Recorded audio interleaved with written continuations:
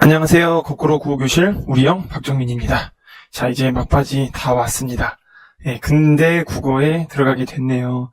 앞서 고대 국어라든지 그 다음에 중세 국어 관련해서 간략하게 정리한 것들, 그리고 또 학생들이 보기 좋게 꾸며놓은 그 마인드맵 같은 것들도 그 댓글을 통해서 지금 올려놨거나 또 올려놓을 계획이기 때문에 꼭 댓글을 잘 살펴가지고 여러분이 공부하는 데 있어서 많은 도움이 됐으면 하는 바람입니다. 자, 그러면 바로 근대 국어로 넘어가 보도록 하겠습니다. 임진왜란 이후 17세기 초부터 19세기 말까지 국어를 근대 국어라고 하며 특징은 다음과 같다라고 했는데, 여러분 이건 꼭 중세국어 편을 그거를 꼭 잘 듣고 공부를 한 다음에 이거를 봐야 훨씬 빠른 이해가 될 거라고 생각이 됩니다. 보면 이게 뭐라고 그랬죠? 반치음은 16세기부터 약화돼서 이 시기에 소실되었다라고 했었죠. 혹시 모르니까 이거 한번 보세요. 그때 중세국어 때 설명을 드렸었어요. 보면 여기 나오죠? 반치음 해서 제트와 비슷한 건데 시옷 혹은 뭐가 됐다, 소멸됐다 해가지고 나왔었죠. 그죠? 그래서 돌아가 보면 이렇게 나오잖아요. 그래서 이게 소멸된 케이스죠. 그리고 우리가 또 한 가지 또 배운 걸 좀 상식적으로 얘기한다면, 아래아 같은 경우는 둘째 음절부터 먼저 사라진다고 했죠. 그러니까 이것도 어떻게 됐겠니? 맨 처음에 이렇게 먼저 되고, 그쵸? 그 다음에 이렇게 됐겠지. 이해가 되죠? 이거 다음에 요거 다음에 이렇게 되고 그 다음에 이렇게 됐겠죠. 그죠? 우리 아래아 때 배웠잖아요. 중세국어 배울 때 보면 어디 있었지?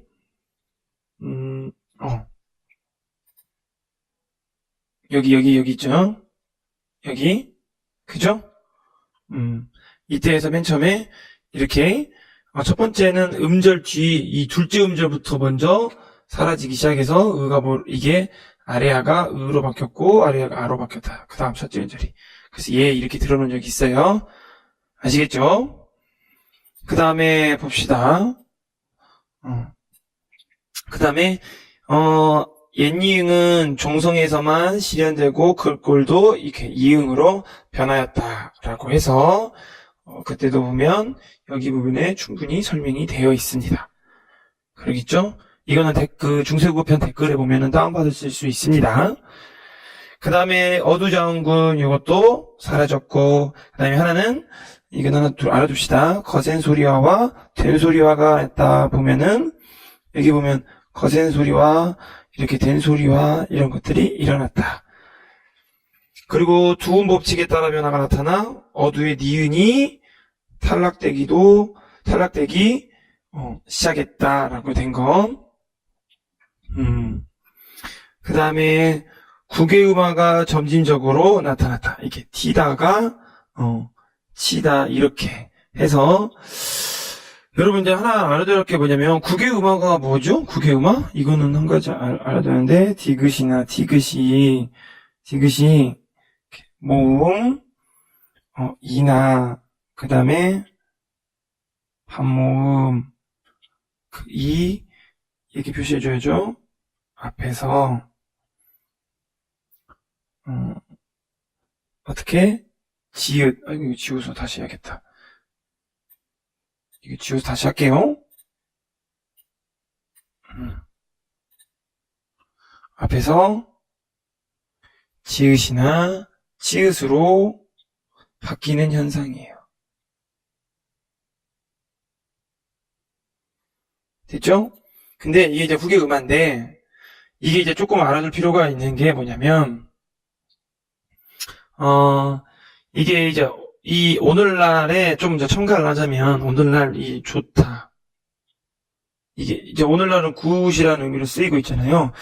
근데 이당 중세국어에서는 어떻게 썼었냐면 이렇게 썼어요. 중세국어에서는요, 교타. 히읗이에요. 다시 한번 제대로 써드릴게요. 이렇게 중세국어에서는. 그러다가 이제 국외음화가 일어나서 이제 17에서 18세기 이 근대국어쯤에서 이렇게 나타나는 거고, 그러면 중세국어에는 요것도 있었어, 중세국어에. 이 중세국어에 이렇게 쓰는 글씨 있었거든요. 이거는 의미가 달랐어. 이거는 뭐였냐면 깨끗하다 했어. 그러니까 우리가 알고 있는 이 좋다는 지금으로는 좋다가 되는 거고, 거기에서 좋다라고 쓴 건 깨끗하다 이렇게 나와요. 예전에 한번 이거 모의고사에서 한번 나온 적은 있어요.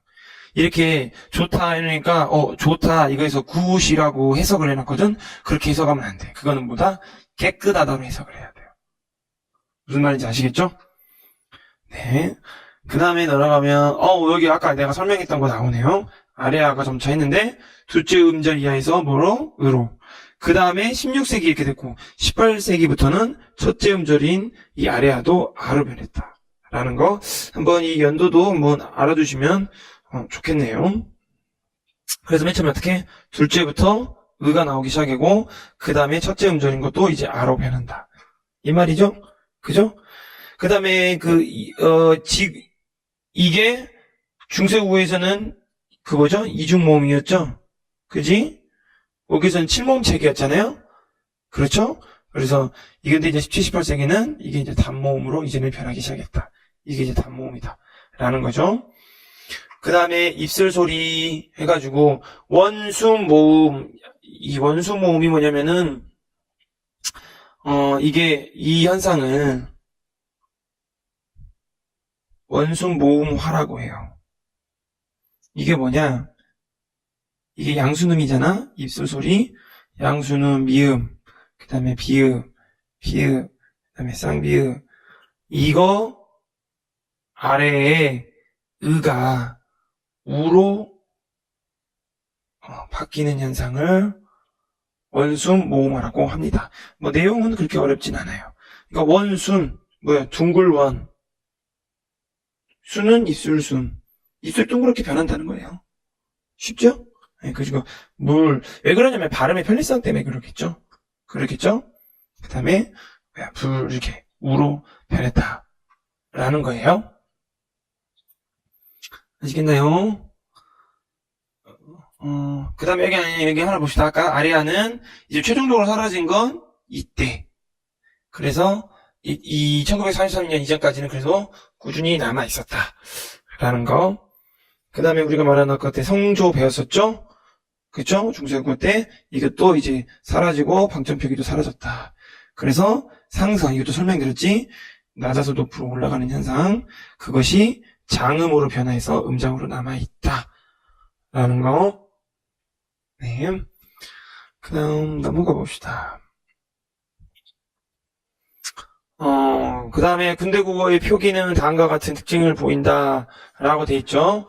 그래서 여기 이제 보시면 근대국어는 이제 디귿과 시귿이 구별이 어려워지면서 중세국어는 구별한다고 그랬어요. 그래서 이제는 디귿과 시귿 표기 혼란이 심해져서 디귿을 뭘로? 시읒으로 적는 경향이 나타났다 해서 이제 나중에 최종적으로 중세국어에서는 8종성법이었잖아요. 지금 이제 근대국어에서는 7종성법으로 왜? 디귿을 시읒으로 적는 이렇게 디귿을 시읒으로 적는 경향이 강했기 때문에 표기는 주로 시읒으로 나타냈죠. 아시겠죠? 그런 다음에 이거 좀 하나 알아둡시다. 자, 이어적기 방식, 현대 끊어적기 방식으로 가는 이제 과도기로 이제 뭐가 생겼다? 거듭적기. 그러니까 총 이어적기, 거듭적기, 이게 끊어적기라고 해가지고 이것을 좀 잘 알아야 하는데, 이어적기라는 것은 원래 이렇게 됐겠지. 님을 보면은 님하고 을이 됐겠지. 근데 이게 이렇게 넘어가서 이어적으니까 님을 이렇게 된 거잖아. 이게 이어적기 방식이고, 먼저 끊어적기부터 해요. 끊어적기는 딱딱 나오는 거야. 그대로. 이걸 살려가면서. 그러니까 그대로 적는 거죠. 근데 거듭적기는 이걸 한 번을 이어가는 거 한 번 더 적는 거예요. 그래서 님을 이렇게 되는 거지. 우리 하나 예를 들어볼까? 예를 들면 곰돌이라고 있어요. 곰돌이를 이어적기로 하면 뭐가 되죠? 곰돌이 이렇게 되겠지. 그죠? 끊어적기 하면은 그대로 그냥 곰돌이 이렇게 적겠죠. 그러죠? 그럼 거듭적기는 곰돌이 이렇게 이게 바로 끊어적기야. 이게 바로 거듭적기야. 이게 바로 거듭적기. 이해되셨죠? 근데 이거 왜 생겼냐면, 이게 한마디로, 이렇게 군대 국어 시기에서는 사람들이 많이 이렇게 혼란스러워했다라는 거예요. 그러니까, 여기 써있잖아요. 과도기로 거듭적기가 있었다라는 거, 이게 과도기라는 거는, 그 당시에, 이게 진짜 혼란스러웠다. 이 적는 방식이. 근대 국어 시기에 사람들이 많이 혼란스러워했다라는 것 중에 하나의 근거가 거듭적기가 있었다라는 거. 그래서 배우면은 중철 또는 혼철이라고 한다라는 거 하나 알아두시기 바랍니다. 그 다음에 우리가 주격조사 2 해가지고 이것도 한번 설명이 나온 적이 있어요. 그죠? 한번 찾아볼까? 이것도 중요하니까. 그러면 여기서 나오죠? 여기 보면 이렇게 해서 2 하나밖에 없었잖아. 그죠? 해가지고 이거 끝이 자음일 때, 모음일 때, 그 다음에 일 때, 이거 진짜 모의고사에서 자주 나오거든요? 이거 알면은 뭐 원리만 알면 너무 쉽죠. 근데 이제 뭐가 출연했대요? 가가 출연했대요. 가. 그죠? 그 다음에 이건 하나 좀 설명드릴 필요가 있네요. 그 다음에 뭐냐면 활용계, 순경은 비읍계, 활용은 이미 15세기부터 반목 오우로 변했다. 여기까지는 이해가 되죠. 근데 비읍 불규칙 활용이 활용되었다. 이 말이 뭔 말이냐 하면 예를 들면 이거 한번 봅시다. 여러분 여기 굽다를 보세요. 굽다가 두 가지가 있어. 하나가 뭐냐면 우리가 등이 굽다라는 거 하나가 있고 그 다음에 고기를 굽다가 있지. 그쵸? 이거 되게 신기해요. 등이 굽다 하는 거 활용을 해보면 어떻게 되지? 구분이 굽어서 이렇게 활용이 되죠. 그러죠? 그러니까 얘는 구 플러스 다 이렇게 된 거잖아. 그러죠? 근데 고기를 굽다 할 때는 어때? 구분이라고 안 하지. 똑같은 건데 구운이 해서 구워서 이런 현상이 왜 벌어졌을까? 바로 이거죠. 예전에는 이 굽다가 이 고기를 굽다라는 것을 어떻게 썼냐면 이게 그냥 등이 굽다는 요렇게로 썼지만 고기를 굽다 이 굽다는 예전에는 순경은 비읍이었던 거예요. 그래서 얘가 뭐 했다고? 오우로 변해서 사라졌잖아. 오우로 변했잖아. 그러니까 뭐야? 얘네가 입에 넘어가서 구워서 구운이라고 하면 어떻게 되는 거야? 예를 들면 뭐 이렇게 여기서 얘가 우로 변하니까 구운이, 구워서. 그렇겠죠? 이게 보이시죠? 구워, 이렇게. 이해가 되셨나요? 그럼 똑같이. 이것도. 지금 이거랑 똑같죠? 이것도 소실됐다라고 아까 반침에서 봤었죠? 그죠?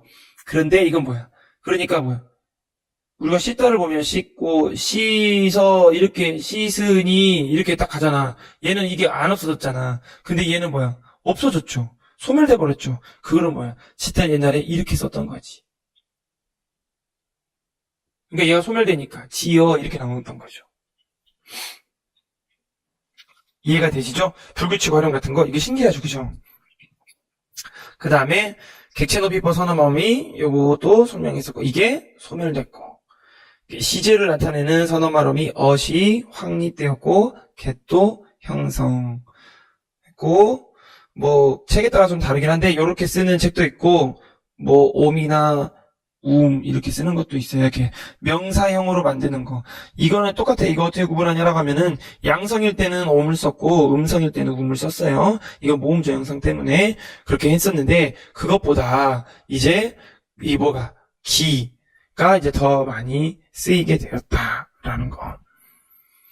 아시겠죠?